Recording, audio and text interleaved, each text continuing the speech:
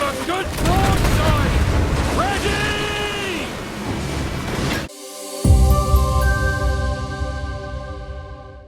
Assassin's Creed Black Flag Resynced is nearly upon us, bringing back the magic of the original while improving, overhauling, and even adding to it in some spectacular ways.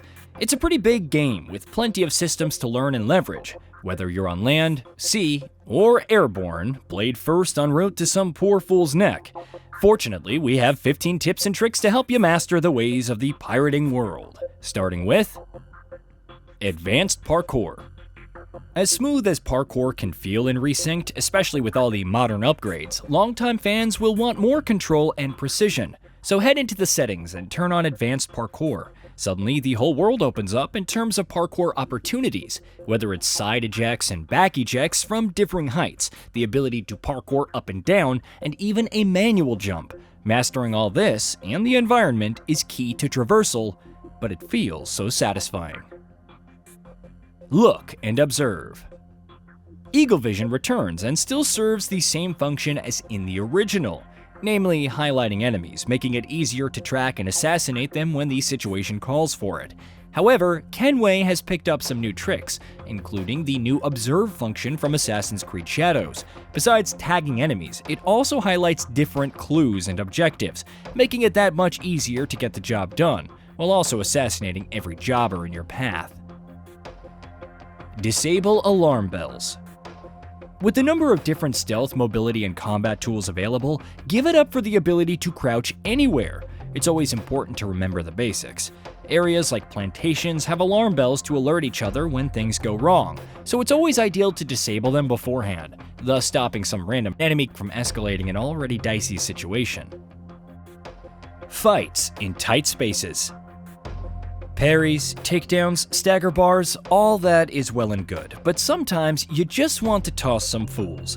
As much as the environment is key for parkour, it's devastating during combat. For example, an enemy kicked into a wall is subject to a quick takedown. Explosions and sweeps can ground foes before some tactical stabbing. If you're on a ledge, kick an enemy off and let gravity do the rest. And when outnumbered, funnel them through pathways for those ideal chain assassinations. The Rope Dart. The Rope Dart is a versatile weapon that becomes available in Sequence 11 of the original, a pretty late time. However, Resynced mixes things up by introducing it in Sequence 3. Why is this important? Because it introduces several ways to open enemies up to attacks, not to mention interrupting them and even pulling any gunmen off high ground. It also allows for distractions, like suspending foes to attract their friends while you sneak by. The Spyglass. If there's one thing to take away from sailing the high seas, it's that you don't need to attack every single ship. Is it fun? Absolutely, but if you're seeking out specific upgrades, it's better to use the Spyglass. This helps by marking the different materials each ship is carrying, thus letting you speed up the Jackdaw's progression. Always be boarding. Fighting off other ships and rogue waves while priority targets hound you can make it difficult to board every single vessel. But when the opportunity is available, it's always worthwhile since you'll receive double the rewards. Just make sure to take out the scouts first to commandeer their muskets and use smoke bombs to take out heavy foes, especially later in the game. Reach Great Inagua first. We get it. The Caribbean is beautiful and there's no shortage of places to explore or side content to take on. But at least hold your horses until you reach Great Inagua and unlock the hideout later in the story. Not only does it provide access to managing the overhauled fleet, side missions, and buildings that can increase maximum passive income and unlock additional slots for said fleet, but you can also take advantage of the new facilities like the Treasure Dealer and Fisherman's Wharf. Don't ignore Templar hunts. Of course, there's also that ominous-looking door in the hideout with a hanging skeleton, which requires multiple keys to unlock.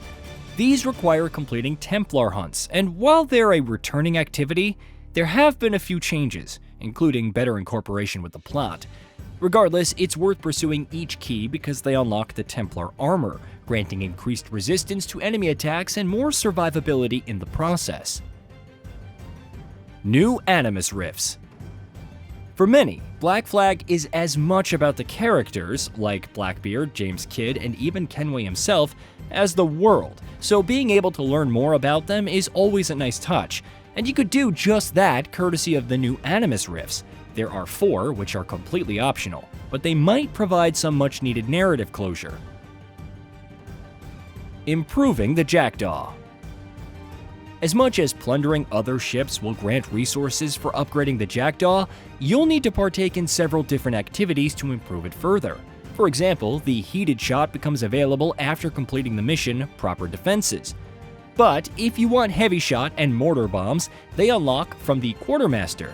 In the same vein, seizing Forts Charlotte and Dry Tortuga can provide double shot and shrapnel. Sample a bit of everything across the Caribbean, it could lead to huge gains. More valuable forts. But if you're really looking for a priority activity above everything else, it really helps to capture forts. Besides the above unlocks and usual rewards, they'll reveal more points of interest across the region, thus highlighting more details. You can also unlock more missions for Kenway's fleet, which means even more lucrative opportunities. Recruit the new naval officers.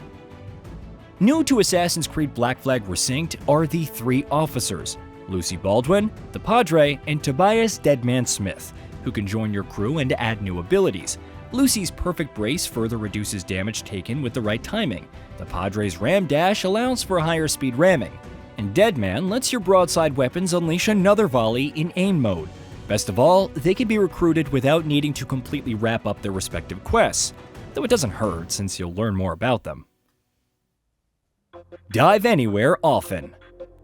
The diving bell is still available for some of the existing wrecks, but Resynced now lets you dive anywhere, and while your first thought may be to explore anywhere and everywhere for sunken treasure chests, it also opens up new opportunities for stealth. Instead of sneaking around guards or trying to find the best route to reach a ship as Edward, try diving and getting the drop on them by sea. They won't see it coming, pun intended. Customizing the difficulty. Last but not least, there are 3 difficulty settings. Forgiving, which is for those who only care about the story, Intended, which is as close as you're going to get to the original, and Hard, a step up and a real challenge for the legendary seafarers among ye. However, Resynced lets you separately adjust these for combat, stealth, activities, and naval combat. Don't feel like you're getting bogged down against other ships? Want to push your fighting skills to the limit? Tweak everything to your heart's content. Hey, did you know that we at Gaming Bolt upload new videos every day? Stick around, drop a like, subscribe, and hit that bell. And let us know what kind of content you'd like to see in the future with a comment below.